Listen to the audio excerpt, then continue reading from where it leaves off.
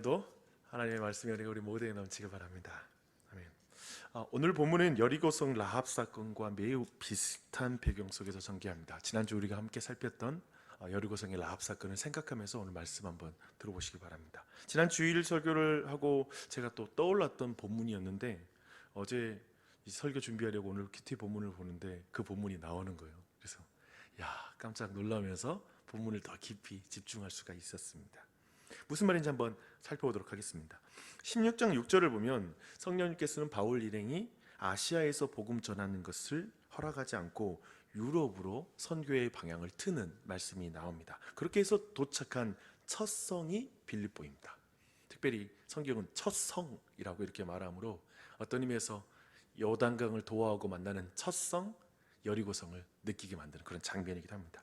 이곳에서 바울 일행은 라합처럼 준비된 한 사람을 만나게 됩니다. 자색 옷감 장사를 하는 루디아라는 여인이 이제 바울 일행을 만나게 되고 그가 변화되어서 자신의 집이 구원을 받고 그의 집이 바울의 빌립보성 선교의 기지가 되는 어떤 발판이 되는 그런 일이 앞에서 벌어집니다. 일이 술술 풀린다.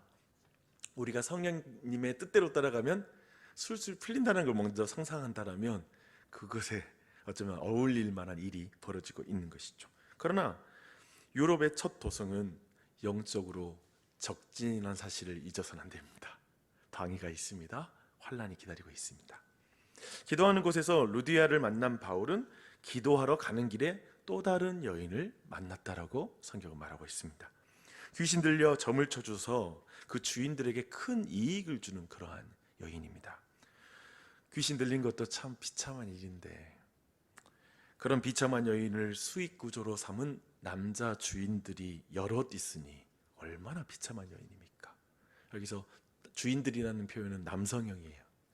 여러 남자들에 의해서 착취를 당하는 그런 여인, 마귀에게 사로잡힌 여인을 이용해서 자신들의 이익과 욕망을 채우는 그런 남자들이라고 이렇게 말할 수 있을 것입니다. 그렇게 짓밟히는 것을 본다면 어떤 의미에서 라합의 그런 직업을 생각할 때 그런 어떤 모든 상황들도 여기 안에 연결되는 듯합니다. 그런데 이 여인은 바울 일행을 보면서 이렇게 말해요. 이 사람들은 지극히 높은 하나님의 종으로서 구원의 길을 너희에게 전하는 자라 라고 이렇게 이런 말을 외칩니다. 제 생각에 바울이 이렇게 외친 외침을 이용해서 선교를 하면 굉장히 좋을 것 같지 않으세요?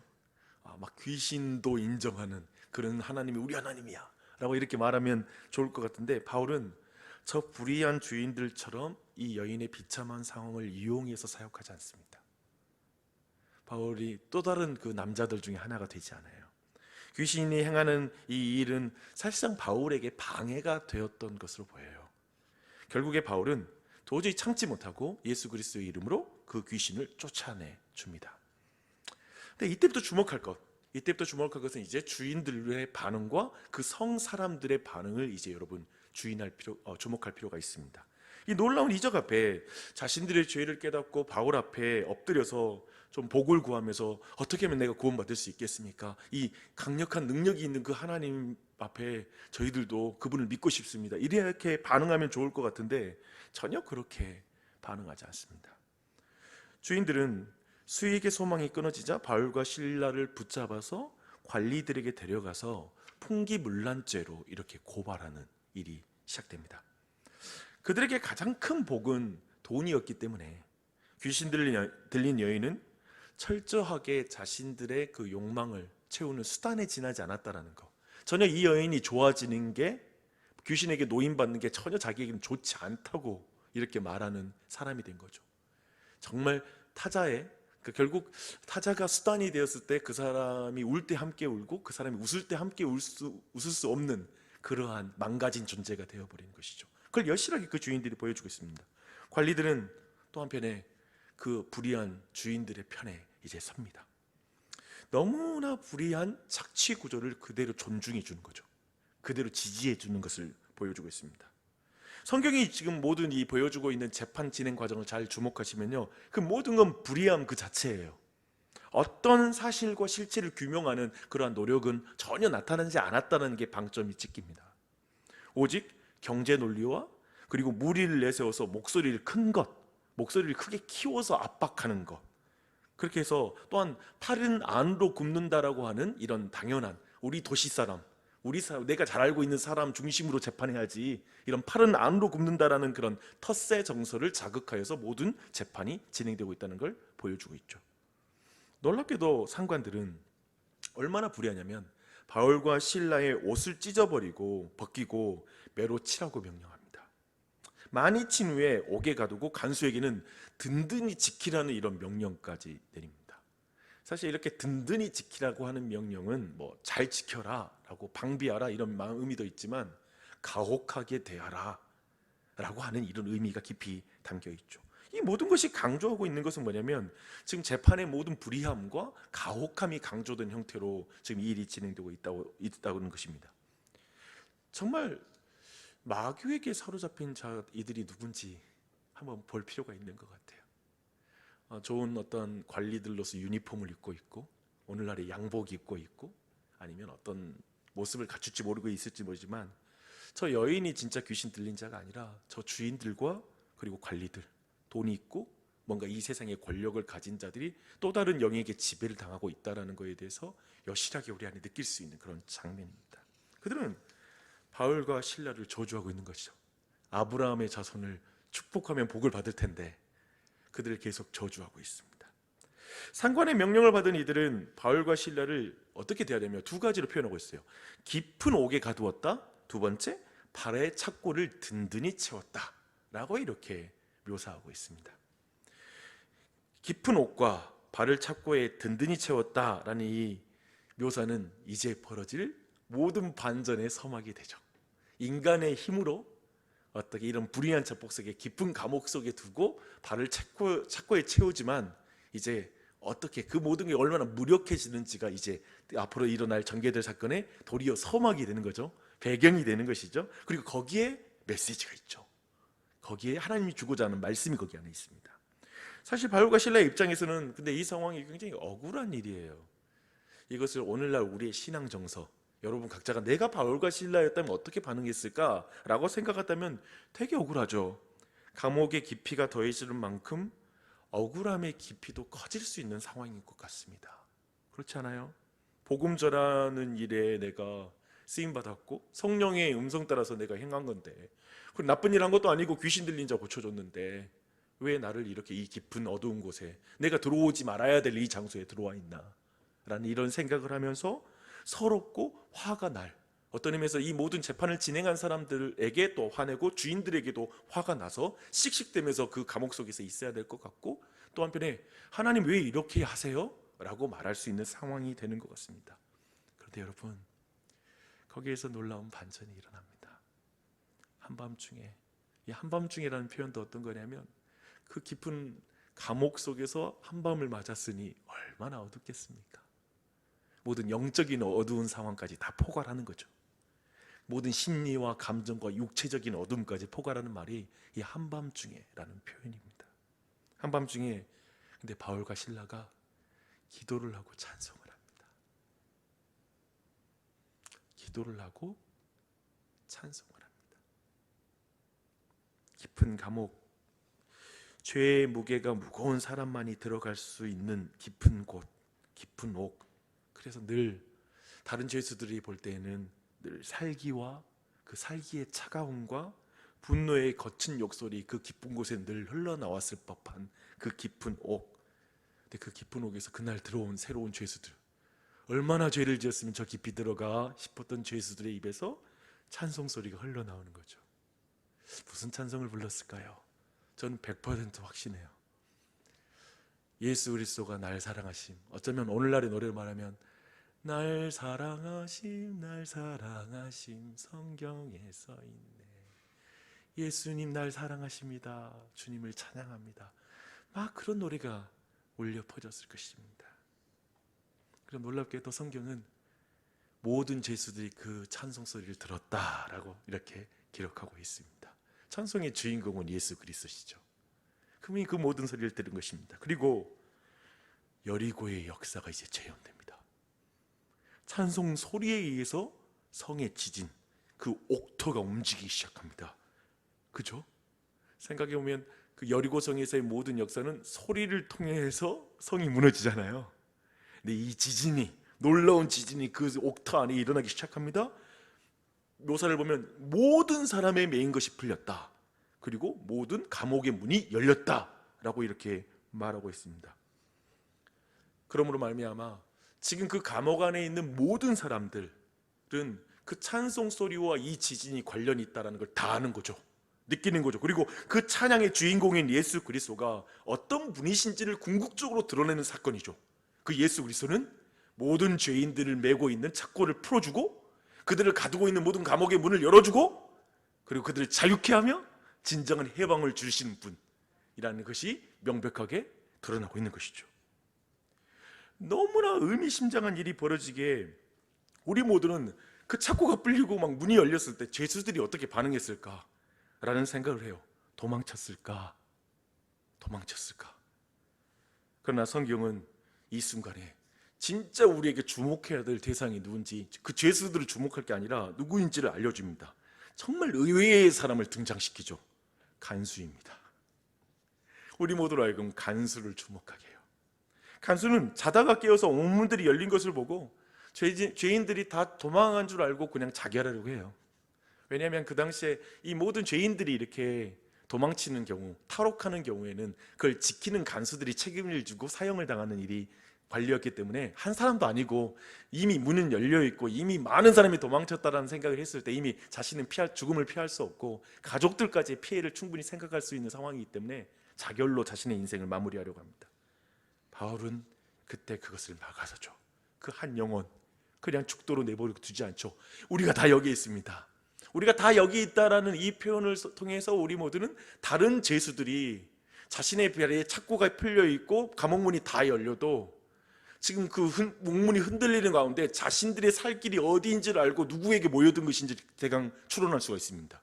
막 흔들리니까 지금 자신들이 도망쳐서 해방될 수 있는 곳은 감옥문 열고 도망치는 게 아니라 도리어 바울에게 몰려든 그 찬성이 또 어떤 의미에서는 깊은 옥으로 더 들어갔다는 것은 지진 상황에서는 피해야 될 행동이죠. 밖으로 나가야죠. 뛰쳐나가야 되는데 바울에게 가요. 어떤 의미에서 그들 모두는 지금 이 찬송의 주인공이며 그리고 이 노래를 부르는 사람 곁으로 가면 더 안전해질 거야 라는 그런 상상을 했는지 모릅니다. 여튼 여기에 다 모여있다라고 말하는 거예요. 다 여기에 있습니다. 그들은 도망칠 수가 없죠. 바울 주위로 몰려든 것이죠. 간수들은 이 모든 상황을 종합하며 어떤 일이 지금 벌어지고 있는지를 다 이해는 하지 못했을 것 같아요.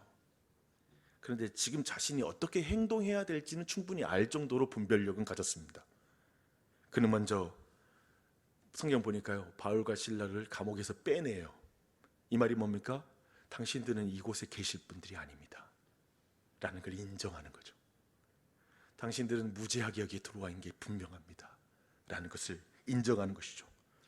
그리고 또 한편에 신이 바로 그들이 그곳에 있어서는 안 됨을 분명하게 이미 이 지진을 통해서 이 모든 옥문이 열린 것 통해서 이미 증명했다. 하나님께 당신들은 무죄한 자로 인정되는 그런 상황이라는 걸 우리가 이해할 수 있습니다. 그러니 그는 이제 바울 앞에 엎드립니다. 엎드려서 이렇게 말하죠. 선생들이여, 내가 어떻게 하여야 구원을 받을 수 있으리까? 내가 어떻게 해야지 구원받죠? 드디어 이 빌립보성에 바울의 아브라함의 자손에게 복을 구하는 그 일이 이제 시작되는 것이죠. 그때 이렇게 말합니다. 주 예수를 믿어라. 그리하면 너와 내 집이 구원을 얻으리라. 아멘. 저 라합에게도 그와 그의 가족들이 그 집안에 붉은 실이 메어 있는 그 집안에 있는 그 가족들이 구원을 받듯이 너와 내 집이 주 예수께 모여들면 그분 아래에서 구원을 받을 것이다 라고 이렇게 말씀을 선포합니다. 그리고 이 복음을 혼자 들어서는 안 된다고 생각하는 그 이제 간수장은 가족들에게 데려가서 말씀을 들려요. 참 지혜롭죠.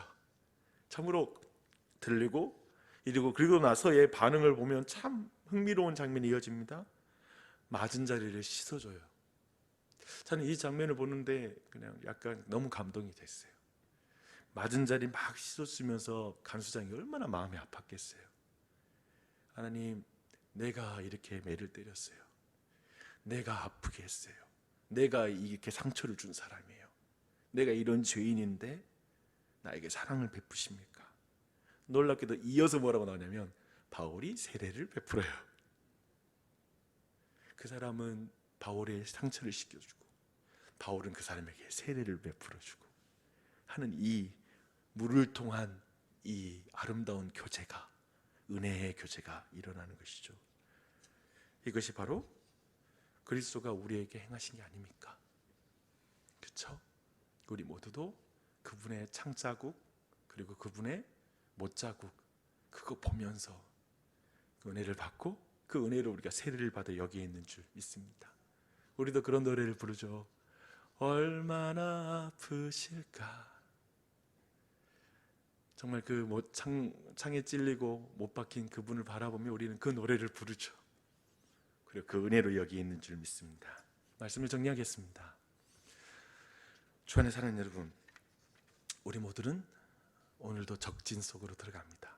아니, 우리 모두 지금 적진 속에 있죠. 빌립보성, 여리고성, 우리는 그 안에 보냄 받았습니다. 그곳에서 우리 모두는 루디아를 만나기도 해요. 예비된 사람들. 또 한편에 성령의 인도함을 받아서 술술 풀리기도 해요. 그리고 당연히 구원을 경험하기도 합니다. 그런데 그런 모든 것이 저 마귀에게는 공격의 빌미가 됩니다. 그것으로 그냥 공격해요. 억울한 상황, 불의한 상황. 전도자의 삶에서는 이 환난이 닥칩니다. 당연히 닥칩니다. 이해하지 못하는 것을 경험합니다. 도리어 더 억울하게 깊은 어떤 감옥 속에 들어가듯이 대우를 받기도 하고요. 무시당하기도 합니다. 그런 모든 일을 경험해요. 그러나 주 안에 사랑하는 여러분, 그 순간 주님이 우리를 떠난 게 아닌 것입니다. 주님이 결코 우리를 버리지 않습니다. 함께하고 계십니다. 이 사실을 잊지 마십시오. 그래서 오늘 어떤 상황이 펼쳐질지 모르지만 그 순간에 하나님을 찬양하세요. 기도하세요. 마음으로 외치세요. 하나님, 하나님 외치면서 기도하고 주님을 높여드리십시오. 그런 은혜가 우리 모두에게 넘치기를 축원합니다. 여러분, 그 과정 속에 하나님 일하십니다. 그러니까 오늘 본문의 말씀은 뭐냐면 너희들이 이 땅에 살아가는 때로는 불의하게 정말 깊은 감옥 속에 들어가 있어도 나는 일한다. 착고에게 든든히 채워지는 것 같은 상황이 펼쳐져도 나는 너의 삶 가운데 일하고 있다. 그런 능력의 하나님이다 라는 걸 우리에게 알려주시는 거죠. 적진 속에, 심장부 속에, 깊은 어둠 속에 아무리 내려가도, 심지어는 음부까지 내려가도 주님은 그곳에서 우리를 건져내십니다. 이 사실을 믿는 것이죠. 이런 은혜가 우리 모두에게 넘쳐나기를 바랍니다. 어제 아버님 잠깐 뵙고 왔습니다. 이제 눈은 완전히 이제 어두워졌는데 거의 살도 많이 빠지고 그리고 이제 기력이 점점 약해지시고 계시는 것 같아요. 다행히 곡기를 끊지 않고 계셔서 곡기만 끊어지면 주님 앞에 설 날이 멀지 않구나 라는 그런 아버지, 누워 계신 아버지의 손을 붙잡고 이제 기도하고 특별히 또 말씀도 전하고 기도하는데 아버지가 아멘 아멘 하시는 거예요. 이제까지 예수님 모르던 분이, 인정하지 않았던 분이 그런 기도를 드렸습니다. 우리 아버지 붙들고 하나님, 이제 육신의 눈은 전혀 보이지 않지만 이제 마음의 눈으로 하나님을 보게 해주시니 감사합니다. 우리의 인생에도 정말 육신의 눈으로는 가장 어두운 것 같은 상황, 환난, 그리고 고통, 그 속에서 어쩌면 우리의 눈을 감아야 되는 한밤중이 있는 것 같습니다. 그 과정이 있을 때 우리 안에 다른 분이 보이길 바랍니다. 육신의 눈에 아무것도 보이지 않아도, 이 눈에 아무것도 아니 배워도 믿음만을 가지고서 늘 걸으며 주님을 향한 그 믿음 가운데 찬송과 기도. 이 아침에도 어쩌면 우리는 그런 상황이 있는 사람이 있는지를 모릅니다. 기도하십시오. 주님을 찬송하십시오. 잘 오셨어요. 여러분, 가장 이 아침에 무엇보다도 방해받지 않는 시간, 하루 온종일 볼 때 이처럼 좋은 시간, 기도하기 가장 알맞은 시간이에요. 주님을 찬양하기 좋아요. 이 시간 여러분 기도하십시오. 그리고 이 한 해 하나님의 은혜를 구하며 담대히 나아가는 우리 온 교회 되길 축복합니다.